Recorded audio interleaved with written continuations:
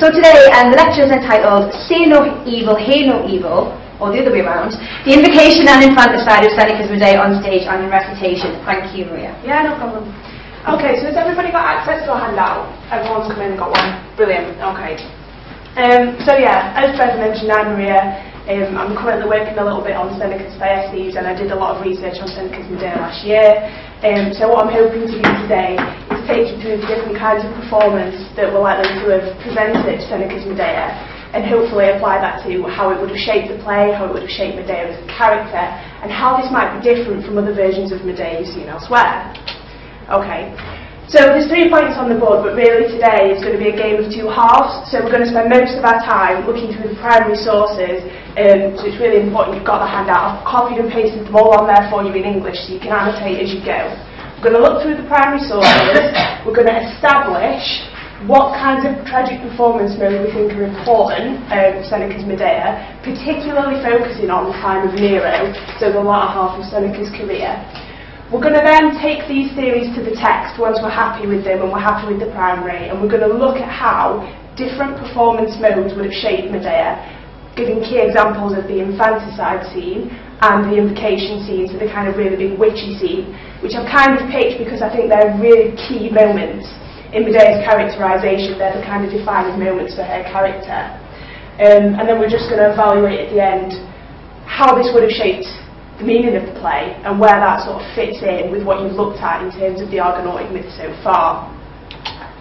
Okay, so what is really important to remember is that Roman performance culture is very much a different kettle of fish to Greek performance culture. So you've all done Euripides' Medea sort of slightly earlier in the module, am I right? Yeah, we all. Yep. So you're probably used to thinking about tragedies in terms of the sort of Dionysia, where you have the big sort of theatre, a festival with sort of 3 performances at once, and in Rome the dynamics are slightly different. So 55 BC is a key date for us. It's before Seneca, and it's when the theatre of Pompey was established. So this is the first permanent theatre building in Rome. So by the time that Seneca is producing his tragedies, there is an official space for performance, there is a building for performance. You might notice that visually it's actually quite different from the Greek theatres, just in some sort of subtle but not so subtle ways. So if you look at what you'd have as the skene building in Greek, so this nice building right at the back, sort of here, in Greece they would have been quite low and quite basic, and by the Roman period you can see they're very sort of ostentatious and grand, they're big, they've got lots of columns and balconies, and they close in the view. You'll notice that there's a little bit less space for an orchestra. So the orchestra is usually just in front of the stage space, and that's where the chorus would dance, and there's less room for that. And there's probably far larger seating capacity as well, as you see here. So it's an important image to have in mind when you're thinking of stagings in Rome. Okay, so I'm just going to recap on some key dates for you, because I know you've already been through a timeline of Seneca with Dr. Bag. If we could just send this handout back, that would be great. Sorry for doing a difficult job there. So Seneca the Younger's birth and death dates are important, but it's also really important for our purposes, because we're focusing on Nero today, to note that that is the second half of Seneca's career. So you've already come across his timeline, and by now you'll see that he was exiled under Caligula's rule and brought back to look after Nero as an infant and to serve as sort of an advisor in Nero's later years. Now for us, even though a lot of people argue that Seneca's tragedies, such as Medea, were written in the latter half of Seneca's career, that's not necessarily so important, because even if they were written before he went into exile, they would have still been in circulation around that latter half, so they don't necessarily need to be hot off the press to be considered as, potential performance. And the Neromia, so another key date for the theatre, the Neromia is a theatrical festival that Nero set up. So when you're thinking about your contexts that you went through the other day, you're thinking about the emperors, remember that now theatrical displays are put on by the emperors for a purpose. They have their own agenda, and they're not necessarily the nice democratic civic experience they were in Athens. So there's always a bit of an agenda behind what's being put on and why it's being put on. Okay, so if we go to the handout now, I've unpicked the bibliography a little bit for you. So the debate is on here, and when I started doing my research on the performance of Seneca, I found that it was roughly split up like this. So the lion's share of scholars, the majority of people, really advocate recitation. And when I say recitation, I mean a performance much like you're getting from me now. Someone, a single person at the front, speaking, or in Seneca's case, probably reading a tragedy aloud. So it's like a dramatic reading. There are few people, but still some, that advocate staging and say staging is a possibility for reasons that we'll really touch upon later. And curiously, and a bit unusually, we have Lane Phantom, and she argues that even though both performance modes are possible, reading would be the primary way in which Seneca's works would be circulated. Okay. So why do people think this? And why does it really matter anyway? So if we come to mutually exclusive modes, my kind of problem with this debate is that people generally pick a side and stick to it and say all of them were performed in this way and they were not performed in that way. And Seneca's tragedies are all quite different. We'll see when we come to our extracts later on that Medea is a really good candidate for performance because there are moments in it that lend themselves really well to being performed. But people generally argue for recitation because it was a popular way of educating young Romans at this time. You'll know that Seneca was of a class, I think it was Equitation class, where this was part of their training, part of their upbringing. So we have Seneca's training in declamatio, which is basically just declamation, orations, making speeches. If you've ever touched upon Seneca the Elder, so Seneca's father, his namesake, he actually really championed this kind of learning. So the Suasorii that I've popped under extensive monologues for you on the handout is basically an exercise whereby the student would take on the role of a mythical character and argue a case from their point of view. Now a lot of people really apply this to characters like Seneca's Medea because you'll have noticed she harps on quite a lot. She goes on a few rants and has a few monologues and people basically spot them and go, aha, this is Seneca doing a Suasorii and pretending to be Medea. And they sort of think that's the beginning and the end of the story there. Infamies. So this is kind of an interesting difference between Greek and Roman theatre. In Roman theatre and popular culture, infamies means without honour. And it's actually the way that the Romans would refer to actors. So whereas now we kind of watch the Oscars and we revere actors as though they're sort of really special and etc. The Romans actually classified them with prostitutes because they were using their bodies for public entertainment, because they were using their bodies for commercial gain. They're classified with prostitutes. So there's potentially an attitude that theatre performance is a very sort of low order. It's not necessarily the kind of wealthy upper class posh thing to do that we might think of it as now. But despite this, under Nero, under the second half of Seneca's career, performance culture really flourished, and the emperor championed it. It was something he was very interested in, something he was very invested in, and as we're going to see when we come to our primary in just a moment, it's something he was very involved in. He actually performed and encouraged other people to perform. So we've got a very strange kind of cultural phenomenon when Seneca's Medea was around, and it's important to take note of that when we're looking at the material. So my kind of argument today is that I think the plays could have been staged and recited. I think that there's the possibility that they would have been produced in both ways. Because recitations were given in full, and because recitations were usually given to the dramatist or the poet's friends, so sort of a small kind of audience of people in the know, people really in that inner literary circle. There's also a case to say that they were doing that to edit their work. So it opens up that possibility that, okay, they did that to edit it, but they staged it later on. Okay, so let's really unpick what I'm saying there. I'm saying recitation and I'm saying staging a lot. So let's really start to unpick what I mean. So if we come to point 2 on the handout, we've got recitation in Rome. And we've got a few sources here that give us a really good snapshot of what recitation was like and what people thought about it at this point. So 2a, we have Juvenile. What, am I to be a listener only all my days? Am I never to get my word in? I that have been so often bored by the Theseid of ranting chorus. Shall I have no revenge on one who has taken up the whole day with an interminable telephus? You get the picture. He's fed up, he's bored. and he's really sort of indignant at the fact he's having to listen to all his friends ramble on and draft their work, which they think is great, but isn't necessarily that great for everybody else.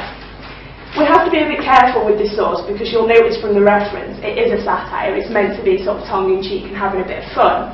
But when we move on to some of the others, like Pliny below, which is an epistle, it's a letter, it does build a picture of recitations being a bit boring, and the consistency of these sources is really important. So even if you think one's hostile, when you look at them together you think, well, there must be a grain of truth in what Juvenile was making fun of, because Pliny also says no one ever really finds it convenient or has time to attend readings. So we have this image of everyone getting around for their friends reading and it being a bit long and it being a bit boring and it being a bit lengthy. So who was giving them? Well, if we look at Tacitus, we can see that they're talking about the kind of wealthy elite. So recitations were generally given by people that had been trained in the sorts of way that Seneca had. People that had been trained to deliver public speaking. So the character in Tacitus is actually named Maternus. I'll pop that in brackets for you. It seems, said Aper to Maternus, so far from these tragedies contenting you, that you have abandoned the study of the orator and the pleader, and are giving all your time to Medea and now to Thyestes, although your friends with their many causes are calling you to the courts. So I'll give you an abridged version, you've got the sources to take home. But you can see that basically it is the wealthy elite, it is the people that have received the training that are delivering these sorts of recitations. So I can understand why there's a case for Seneca having given them. And it's really, really up for you to decide when you read Medea, whether you think it would have been the long, droning, boring kind of recitation that Pliny and Juvenile sort of make fun of. One thing you can't deny is that Seneca's plays are quite, they involve a lot of supernatural figures, they involve a lot of blood, they're quite, high thriller, no filler, so it's up to you to make that decision, but they're the kind of performances we're dealing with. So let's go to the other side of the coin then. So performance in Rome, what would that have involved? Well, there's a few things I think we've got to rule out. In Rome, because you have a class of wealthy elite, private performances are an issue. We could be dealing with a performance where someone has a dinner party, and have all friends round, and they're throwing different kinds of entertainment for them. But if you look at point A under 3, so we have Plutarch's Moralia, it says that tragedy is not at all appropriate to a party, with its majestic elocution, its elaborate representation of events that are moving and sorrowful. So really what Plutarch's getting at here is that tragedy is a bit of a buzzkill. It's kind of like that awful moment on Christmas Day where you've had all that frivolity and someone wants to watch the EastEnders special and it's just going to be soul-destroying and grim. It's not necessarily appropriate to the party atmosphere. If we zoom past point B then, onto source C, so we have Suetonius on Nero, we realise that the emperor, if you're thinking about your context again when you look at Seneca's Medea, the Emperor Nero is very, very invested in theatre. So he's actually selected some young men to be divided into groups, and he's taught them different styles of applause to do, to apply when he sings. He's teaching people to clap him and basically sort of be his entourage. And again, if you go to Tacitus, so even if you don't believe Suetonius, when you look at Tacitus, there's a body of evidence mounting up that Nero was performing. So source D on your handout, he recited a poem on the stage, he entered the theatre, he performed all the lords of harp playing, and he saluted the judges with a motion of the hand. So he's actually pretending to wait for judgment, as though anybody on the judging panel sort of going to tell him it was rubbish, when he has the power to do what Nero has the power to do. And again, if you go right to the very bottom, you can see he's singing on different themes in Suetonius as Nero. So we do have an emperor who's very invested in theatre. Just finally, before we move on then, we need to bear in mind what those performances would have been like and what they would have looked like. So we've mentioned that the emperor would have put on performances, we've mentioned that they're going to be linked to a particular ruler. At this point we're dealing with public performances. And one thing you might know, if you've done Roman World or such like, is that the sort of entertainment in Rome is very, very different to the sort of entertainment available in Greece. And tragedy is forming part of this entertainment industry, if you like. So we're at a time now where tragedy really needs to compete with gladiatorial fights. It needs to compete with the sort of high energy athletic competitions that are being put on, because in the Roman festivals, these sorts of events would have been put on side by side, so you would have gone and seen a chariot race and then gone and seen a tragedy. So having the kind of lengthier, kind of more psychological tragedies might not work as well. You need to have a little bit of impact and a little bit of stage management. Production becomes more important because you're competing with other things that are so eye-catching and are so violent in some cases. You really need to keep up with that trend. So if we reconcile this with just sources E through F, you can see that Cicero, if you want to look at source E on your handout, says any feeling of cheerfulness was extinguished by the spectacle of such magnificence. So we can see it's all going a bit Hollywood. Things are getting a bit higher budget. There's more props, there's more costumes, and actually some of the people writing at the time that were kind of the hoi polloi, that were kind of the plebs of Rome, weren't happy about it, because they were taking this mythical material and presenting it in a very ostentatious and over-the-top way. And again, if you look at Horace underneath, we've got the audience, so the mass audience, the hoi polloi, calling for a bear or for boxers. They've got that sort of appetite for violence. And finally, you've got Livy saying that theatre has reached a point where opulent kingdoms can't maintain a sort of mad extravagance idea. So again, when you're thinking about performance in Rome, you've got to be clear on what you're looking at. It's too easy to view it in a very Greek way, but actually for Rome, tragic performances would be very different. Okay, so are we all fairly happy with that? So the reason, I'm going to assume that silence means yes. Yeah, someone's nodding, great. So the reason that I've picked the sections that I've picked is because invocation and infanticide are important points in Medea's characterisation. That's the first reason. The second reason is because if you look at source H, when we've got, among other themes, Nero sang, you can see that actually what Nero seems to have performed a tragic episode. So we've got Cannas in labour, Orestes the matricide, the blinding Oedipus, and the frenzy of Hercules. So they're really particular, specific, short extracts of the myth. So I kind of suggest that the high-octane bits of the play could almost have been performed in isolation, because actors were just using this material to showcase their own talent. I think that they could have taken a piece in isolation and said, oh, I'm going to do this and make it my own for the purposes of this competition. Okay, so let's get on to the actual material then. Let's get back to Medea and out of Nero a little bit. So if you look at point 5 on your handout now, all of this should tally up with what you've got in your translations, by the way. Everything on the board should sync up to your translation. So if you want to make notes and you've got your copy with you, great. So what I've picked out here are the things that I think would work well in recitation. And the first thing is quite a boring logistical point. When we have the nurse say, she is chanting and the world is shaking at her spell, it's a really, really clear signal for an audience that's only listening to the play that I'm the nurse, I'm going to stop talking, and Medea's going to start talking. If you're a speaker and you have to do the job of more than one character, you have to make that transition really, really clear. And this line does it very, very well. We know that everything that comes afterwards is Medea and that we've had a character shift. And it also gives us a little bit of a taste as to the effect of what Medea is saying. So we don't have other characters around in the recitation to kind of react to what she's saying. So we're told that she's making the earth shake, we're told that it's having this sort of fire effect. If we move on to the sort of next point, I guess, would be the rhetorical features you might pick apart. Now I think I've only got one in my condensed version of this, but if you go through it and pick it apart almost like a political speech, you will notice features like the repetition. I think there's some imperatives later on. If ever you come across a question in Seneca, it's probably a rhetorical question. So he's using that training to his advantage. Here, I've put in bold for you, and that's the same in Latin.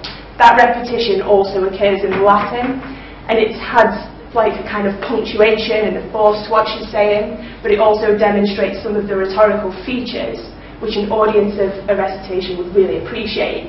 You've got to remember that at these recitations, the audience would be the haves. They would not be the have-nots. They'd be the wealthy elite that would appreciate these kind of features. A sense of intrusion as well. So, because she's performing an invocation to the sort of underworld spirit, On stage, you have to locate her somewhere, and Medea is usually located outside of the palace. By having it as a recitation, you've got the sense that you're hearing something from behind closed doors. Just another technical thing, where you have the bold for you, and you'll notice this in the layout if you look at perhaps a Loeb translation, they lay it out differently, there's a metrical change.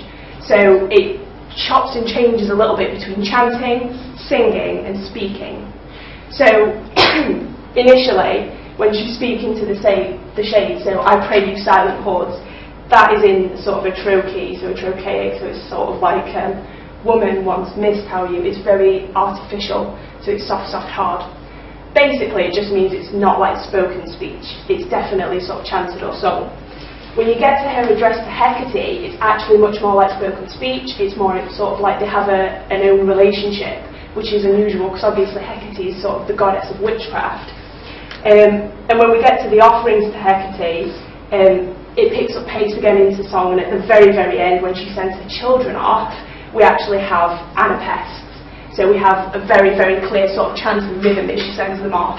So even in recitation, a speaker would reflect this sort of change in metre, and it would be sort of very captivating, even though you don't have the visual cues, you have a change in metre. And it is sort of said in Cicero, when Cicero gives his examples on what an orator should be, some people talk about the do's and don'ts of good oration. He says that you should speak with a tragic voice, so if you put the metre there, you reflect the metre. Something I just want to flag with you as well, you were thinking about the different contexts the other day, is the literary background to the invocation scene. So this is something again that the posh audience, as I call them, would pick up on. So if you actually look at versions of Medea that come between Euripides and Seneca, sort of like Ovid, and I think Ovid's Metamorphoses 7 and Heroides 6 are really good examples of this. You might have done Metamorphoses in your first year Latin literature module, is that right? Do you still do that? Great. There's actually a key motif of witches by the Roman period, and we have these big invocation scenes, we have the big sort of larger than life, I'm pulling the moon down, I'm making a potion. It pulls on that motif, it picks up on that really, really well, and Seneca's elite audience would have been aware of that and alive to it, it would have impressed them. Right, that's enough of that. So let's get to it on stage then. How would it have been different and what would that have really meant? So, just another sort of political way of looking at the invocation speech is that actually Nero himself is said to have dabbled in magic, so he actually tried to perform some magic. And if you're interested, if you're inclined to magic, I'd check out Pliny's Natural History for that one, and I can give you the reference later if you want it, if you're a witch geek like I am. The interesting thing about this passage, I've not managed to reflect this on the PowerPoint, is that we do have implicit stage direction. So look out when you read in the dialogue of any play, and you'll probably find a little nudge, a little stage direction, saying that she was performing a certain act or she looked a certain way. And these can work either way. They can really replace visual things on stage by telling you what happens, or they can support it by giving a nudge to the producer and say, put this costume on her, make her do this. Okay? So when we look at this section on stage, we'd have Medea with her hair sort of unbound, bare feet, sort of circlet of wool around her head, and she's got arching neck, she's madness at the moment, that's how it's sort of playing out on stage. There's a very, very sort of performative nature of ritual. Ritual's not like making a hot pot. You don't just kind of stand and throw your stuff in. You have to bound around a little bit, you have to run around in circles. There's a very kind of visual element to it that would come across really well on stage. And just logistically, if you're thinking about, well, at this point, she's throwing stuff onto a fire, isn't she? If you look at 3b, which unfortunately is just a page before, I've given you a reference to show that pyrotechnics were possible under Nero. So in the Phrynis's play The Fire, they did actually start a fire. So there is an off chance that there would have been scope to have a fire on stage. Okay. So what I really want to look at, what I've really highlighted here, is actually the later part of the invocation where we get to all the sort of lotions and potions and all the stuff she's throwing on. And this extract comes after a massive sort of rant from the nurse where she says, you know, where she's gone to get all this stuff. Oh, she's been all over India in chariot, and she's been in these fields and that field and every other field, and finally we get Medea back. So, what's interesting about these sort of items is that they all take about 2 lines to produce and describe, which means there's time, logistically, for her to sort of pull them out and say, oh, I've got Acarine's blood, and, you know, actually present them. And that's not just a frivolous thing, you know, it's not just a bit of fun, or we've got some props, the budget's been up, let's give us some props. They actually take on a really, really, really symbolic meaning. So let's just go through and unpick what they are. So, number 1, Typhon's limbs. That would actually be snakes. So Typhon was the son of Mother Earth, and he was born with snakes below the waist. So what you'd have here is some small serpents. Mother Earth is an older generation of goddesses which is linked with witchcraft. Witches tend to be linked to that older generation of goddesses. So point 1, the witchiness. Acarine's blood, well, you've got that sort of underground association. So Acarine is the ferryman that takes people across the Styx. We've got the ash of Heracles. Yeah, so we're down in line 4 now. Yeah, so it's kind of linking the mythical background, I think, of Hercules. Hercules is sort of very butch, very masculine. He's part of the kind of narrative we get with the Argonauts, you know, the men trudging around and doing all this heroic stuff. But really, what it's being reduced to is just a resource for Medea. So what was a really heroic kind of narrative is now just a resource for feminine witchcraft. So she's sort of taking ownership of these masculine deeds by using these pharmacological features, these sort of lotions and potions. Althea's brand. Does anyone remember Althea's brand from first year? From Ovid? No, that's okay, I didn't either. So I didn't either, I looked it up. Althea's brand is a really interesting one, because Althea was given a brand which would basically represent the safekeeping of her son. If anything happens to the brand, Althea's son dies. And at the end of the story, Althea's son offends her brothers, like his uncles. So she burns the brand and kills him. Now, something that comes across more strongly if you read the entirety of Seneca's Medea is what Medea did to her brother so she could flee with Jason. Does anyone know what Medea did to her brother Aspertus? Do you remember? Do you want to tell me? Yeah, someone just started doing that. Yeah, she chopped him up. So there's that sort of guilt. In a way, the infanticide, as we'll see later on, comes to be framed as a kind of, in a weird way, like a revenge, but a revenge on herself for the sake of her brother. It's all very strange. And having Althea's brand really reflects that, really reflects the remorse about cutting up Aspertus. And finally, and perhaps most interestingly for you guys, we have the feathers of the harpy. This is a really interesting one because it links the Argonautic mission. Zetes is the harpy that's, harpy flees Zetes, and Zetes is one of your Argonauts. So it's really, really linking in a female monster who is the victim of the Argonautic mission with Medea, who happens to be a female brackets monster / witch who was a victim of the Argonautic mission, or thinks she was, but you know. What comes just shortly after this is the Hymacoria. Hymacoria just means blood offering, just a jolly bit of wrist slashing there, because why not? And I've given you the references for stage blood and retractable blades. So actually, in the period when Seneca's tragedies were being performed, you had those lovely blades where if you'd stab, they'd just go back into the handle. So Hymacoria could actually be performed, that's not a problem.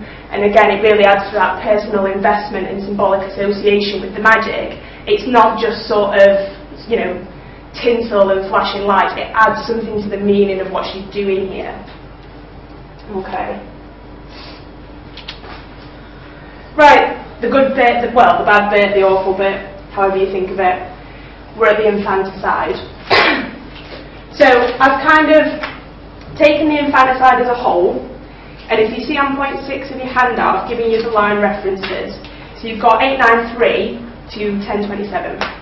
When I pick out little points on the PowerPoint, I've separated them up a little bit. And I've done that because I think there are some bits where recitation would work really well and then all of a sudden it falls down. So I'll wave at you when that happens. So first of all, we've got the infanticide monologue. So you remember me saying that Medea goes on these big rants, yeah? Yeah, a bit like me, she likes to rant. And this is quite easy to display in recitation. So let's take recitation first, as we have done before. So what we have here is Medea addressing her soul. And this sort of internal struggle, you might have come across it in, say, Hamlet or such as that. It's called a sukomachia. I've given you the vocab on your handout. Sukomachia really just means a sort of division of spirit, a division of soul.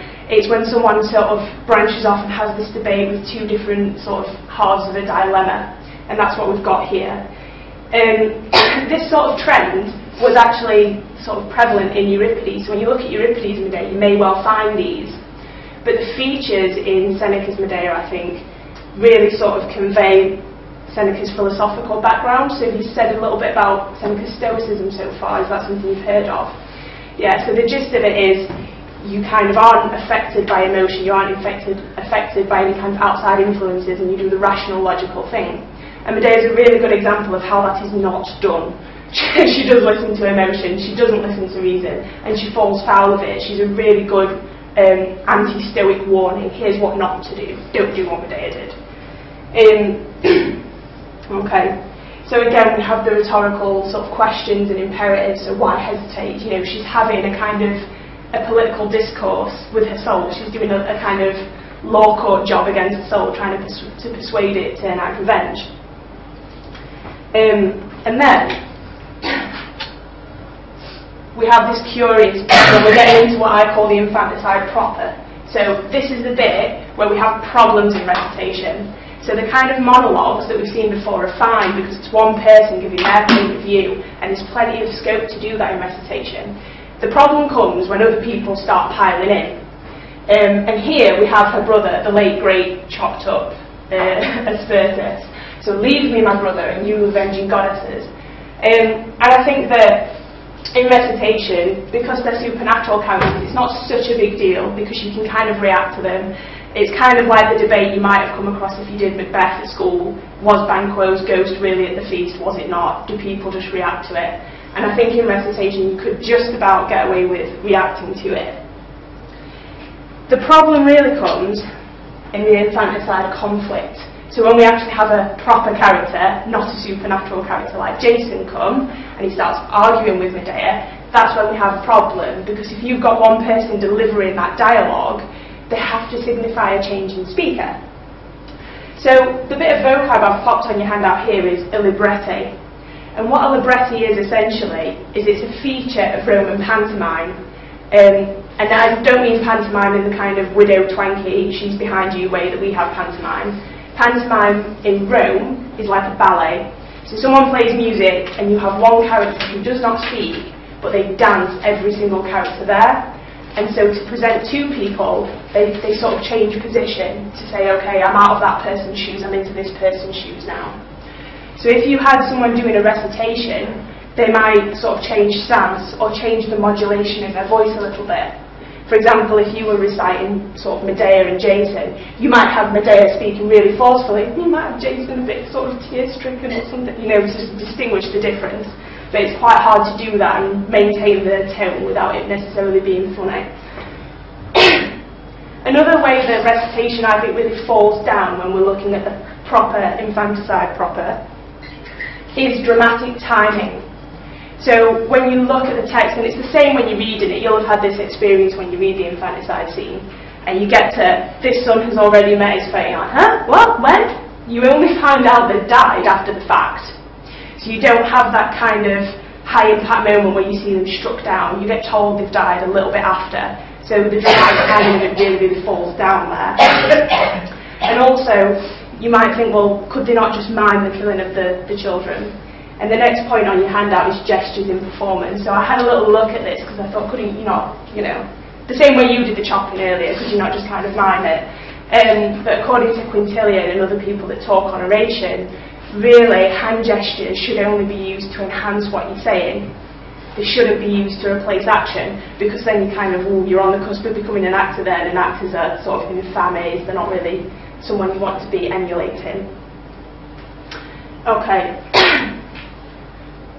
The only sort of strength, I'm going to zoom ahead a little bit, that we have to recitation is that actually for things like the monologue and the contemplation, they are in the contemporary imagination. Romans are familiar with this scene, and I've given you some examples here just on the pictures that we have from Pompeii.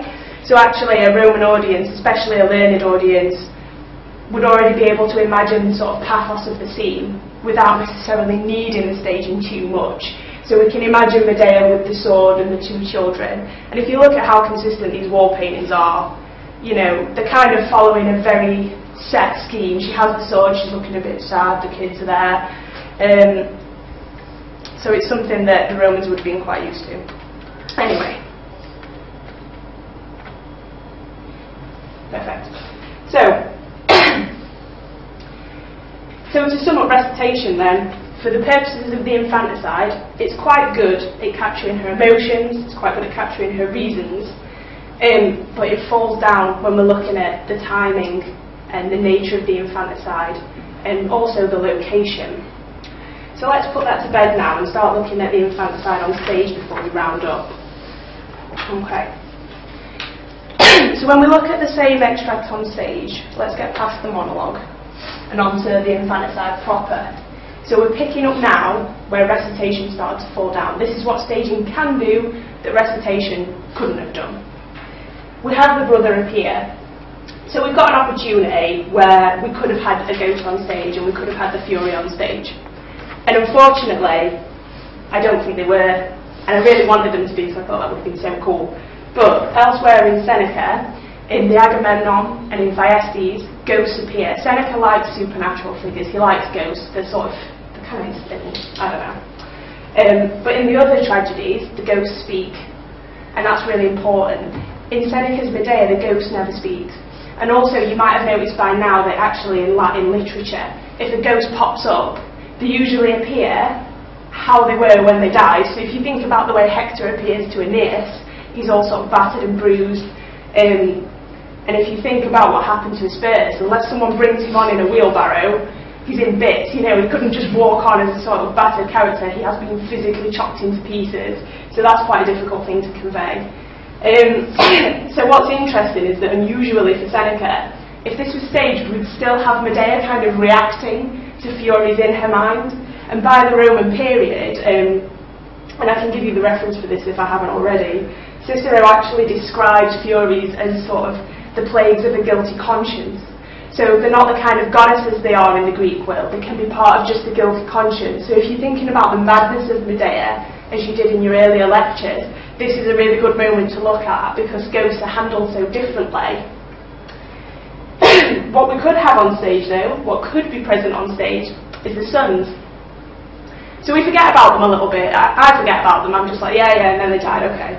But actually, having them there, even though they're not speaking, does a job. So Euripides was actually praised a lot by Aristotle. In Aristotle's Poetics, he said, oh, Euripides' Medea was so much better than Carcanus' Medea because Euripides had the children on stage and it was so sad.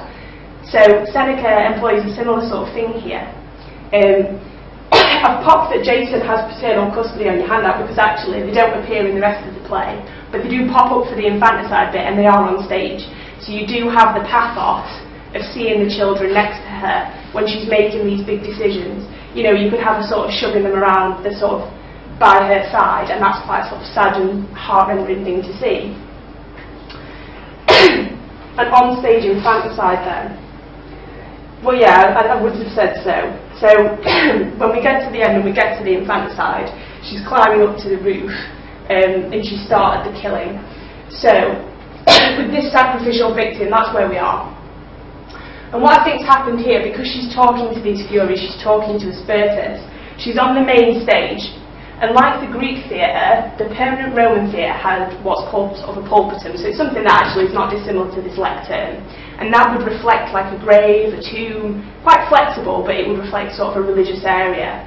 Now, if we have the dramatic timing and the location on the pulpitum, she could kill the first son as a sacrifice, as a visual religious sacrifice to her brother's shade. So when she drags the body of the second child up to the roof, that murder means a different thing and it does a different job.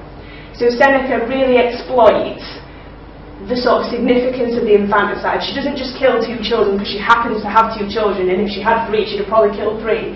He does a different job with each of them. So the first son dies on the pulpit, and that's a very religious and sacrificial death. And then the second son, as you can see, is dragged up to the topmost roof of our house. So what I'd say we're dealing with there is actually a balcony on the skiing age. You remember the backing of the theatre I showed you earlier? We've got all the balconies going up. And logistically, again, if you want to be really practical about it, the actor would only have to drag the child into the skiing A, and then the actor could get up and walk up the stairs. The audience wouldn't see that bit. So the second child dies before Jason on the roof as a very meta-theatrical, look at what I'm doing to you. And she actually says when he comes on, oh, such crimes as I did when he wasn't here are lost. It's sort of pointless because he's not seen it. Okay. The last 2 sort of nitty-gritty details I want to unpick with you then are what happens to the bodies. So, at the very, very end, yep, she's on the roof, she's killed the son, take your children back. So this is the point we're at now, take your children back. And what a lot of people argue about this scene when they do argue for staging is that Medea would take the son, or both of them in turn, and fling them from the skiing roof, which in terms of stagecraft would mean you'd have to have such as a dummy. You obviously couldn't throw a real person off the roof. Well, you could, but you couldn't. It's just, I'm sure even in Nero's day there was not health and safety clearing for that. And in the Greek world they did use dummies. My problem with this is that if the Romans are so used to seeing people be killed in gladiatorial fights and things like that, they're not going to be foiled quite so easily by a crash test dummy. If you watch a horror film now from the 70s with all the old kind of different ways of staging things, you're kind of like, oh. And I think that it would have had the same effect. They're used to seeing real life and death in the arena, so seeing a dummy is not going to do the job. So actually I checked in the Latin, and where she says take your children back, it's just recipe, so it's sort of accept or receive, so she probably left them on the roof. In terms of Medea's exit then, on the face of it, it's much the same as Euripides. So Medea flies away. Can anyone tell me what Euripides uses to make Medea fly away at the end of his Medea? Be impressed if you can. Chariot. Yeah, it's like a chariot, so she goes away in the sun chariot. And the bit of stage machinery, thank you by the way, the bit of stage machinery he uses is called a mechane. Has anyone come across that before? Yeah, so it's usually used for what we call a deus ex machina, so it's sort of a way the gods exit. So it's really, really linked with a supernatural being, and it characterises her as you said, the sun god. She's in the sun god's chariot, so it characterises her as almost like a goddess, but not quite. You know, it's got that supernatural association. There's a different slant on this if we look at staging in Nero's era, because what would have been used is actually what's called a pegma. So if you look on the vocab on your handout, it's the very, very last point before I come to conclusions. I've given you a couple of references for where the pegma is used elsewhere. Now, the difference with this piece of machinery is that even though essentially it does the same job, it's usually used for gladiators. So when a gladiator comes out triumphant and he comes out top dog, he's lifted with the pegma. So in addition to kind of the supernatural association you might have with the mechane and Euripides, actually having her on the pegma at the end of Seneca's Medea would present her as a gladiator. You know, she's won this sort of the fight of all fights. She's the victor. And it gives a very different characterisation of her, even in a very subtle change. Okay. So, let's begin to round up then. Let's get through these pictures we've done them. Great. So, when we come to conclude then, recitation is appropriate for the invocation ritual because in magic we have the power of the word, because we have the changes in meter, you might remember that I went through with you, because we have the rhetorical features that tie in with Seneca's background, and it reflects Medea's motivation without any distractions. So we really get a good sense of what her state of mind is and what we'd call today her psychology, even though a sort of ancient author might not have thought about it or spoken about it in terms of psychology, we perhaps can. The sort of downfalls of it is that it obscures tragic timing. So when it comes to sort of having a conversation, having a dialogue, that's much trickier. When it comes to having very, very key timing with things like infanticide and striking the children down and where she strikes the children down, recitation falls down. You only learn about it after the fact. Another, I suppose, strength of recitation, if you want to call it that, is that these episodes would be seen in their entirety. So you'd be getting the full breadth of the tragedy, which is already, for your purposes, a very small episode of the Argonautic myth, but at least you'd be seeing all of the build-up, all of the wind-down, everything that happens in between these episodes. And you get contemplation and anticipation over action. So it's not just focused on the horrible things Medea does, it really focuses on her reasons and how and why she gets there. And as much of the rhetoric as Medea uses on her own soul and on herself, it would also work on the audience. You know, there's two audiences really. When she's addressing my soul, when she's addressing these spirits, she's also inadvertently addressing the audience, so you can be quite compelled by her reasons. When we come to staging then, as I've suggested, it will be episodes or snippets that will be staged in public, so really high-octane moments. The scope for costume to represent her doing sort of rituals, the scope for props. So we discussed the pyrotechnics of her pharmacology when she's throwing all these different things onto the fire, and the scope for symbolic props and locations. So we went through all the different significances of the things that she throws onto the fire, and we went through the different significances of the pulpit versus the roof as areas to die, I suppose, for her children. We've got the presence of the sons, so when you actually have action and reaction in characters that don't speak, you know, they would use body language to show how they feel about what's going on, or their innocence, their point of view. So you get a much wider view than just hearing from Medea, hearing from one character who has all that dialogue. Bloodshed, potentially, because we do have the retractable stage blades. And urgency, horror and shock. So, you know, you get the big key moments in, you get the props, you get the kind of the blazing fire and the killing of the children, you get all the kind of blockbuster moments, I suppose, if you want to put it that way. Okay, so I'm going to sum this up and put it in the context of your module, because hopefully we've touched upon the contexts for Seneca, so like the political, the philosophical, the literary, but there's a few questions that I think if you ask yourself when you're looking at your other materials and trying to sort of draw comparisons and contrasts with Seneca's Medea, these questions should help you out. Okay. So, depending on whether we think it's recited or staged or recited and staged, as I argue, it affects who's going to have access to this episode. If we subscribe to the view that elite people would have attended a recitation and it wouldn't have been available to people who couldn't read the scribed manuscripts or people who weren't invited to these recitations, then it's only going to be the Roman elite that experience this version of the Argonautic myth. It needs to be a staged performance for people who can't read and for people who don't know Seneca to see it and to partake in it. And that's a really nice thing about theatre. You know that people who weren't literate, people who weren't the haves, i.e. the have-nots, would experience it and would have access to that version of the myth.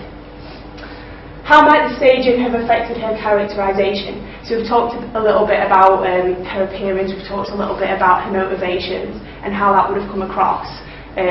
Good moments to compare, I suppose, of massive invocation ritual in comparison to Euripides' Medea, where we don't actually get a lot of that. In Euripides' Medea, by contrast, she's not very witchy, as I put it. So it's interesting to have that contrast there and see if it changes your opinion of Medea as a character. And how does the characterisation of Medea affect the ongoing mythic narrative of the Argo? So if we have her as this witchy kind of villain, is that all we really see her as? How well set out are her motivations before she commits this horrible, horrible crime? And whose side are we really on anyway? So when you read in Medea, even though you're only hearing from her, you kind of know there's two sides, and you have to decide how much you can sympathise with what she's doing versus how much you really blame Jason for what he's done. Okay, so that's about all I wanted to take you through today. I've put you a bibliography on the back, and Dr. Batch checks that everything on here is going to be available to you through the university library. On the bottom of the handout, I've also popped her Twitter handle, which is very unimaginatively Maria Nunc Sum, which is the same as Medea Nunc Sum, now I am Maria, haha. and it's a horrible hangover from studying this stuff. So if there's anything else you want to ask me about Seneca's Medea or Euripides' Medea, feel free, and thank you for listening so nicely to me waffle on for 50 minutes.